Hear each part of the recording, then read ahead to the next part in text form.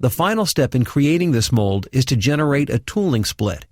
This allows me to take a block and separate it into the core and cavity tools. The first thing I'll do is create a plane that will represent the interface between the core and cavity blocks.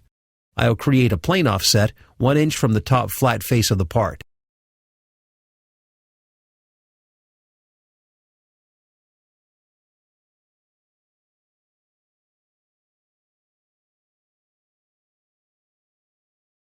Next, I'll activate the tooling split feature from the Molds toolbar. When prompted to select a plane, I'll select the offset plane I just created. Notice I'm automatically in Edit Sketch mode. Now I can define the shape and size of the mold blocks I'll be using.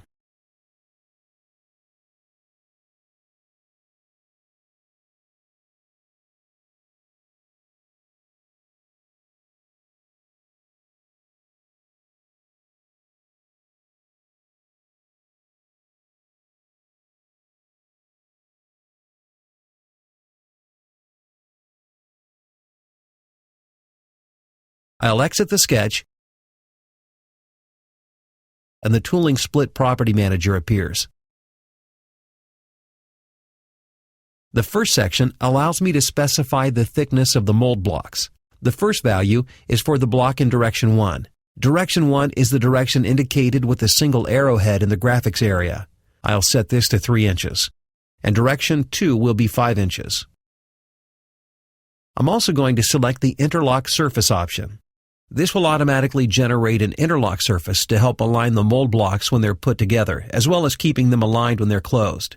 I'll specify 5 degrees as the angle for the interlock surface. Notice the remaining fields are already filled.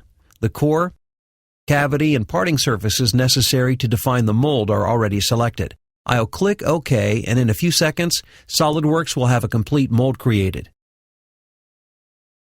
I'll hide the upper block and the part itself so you can see the mold cavity block.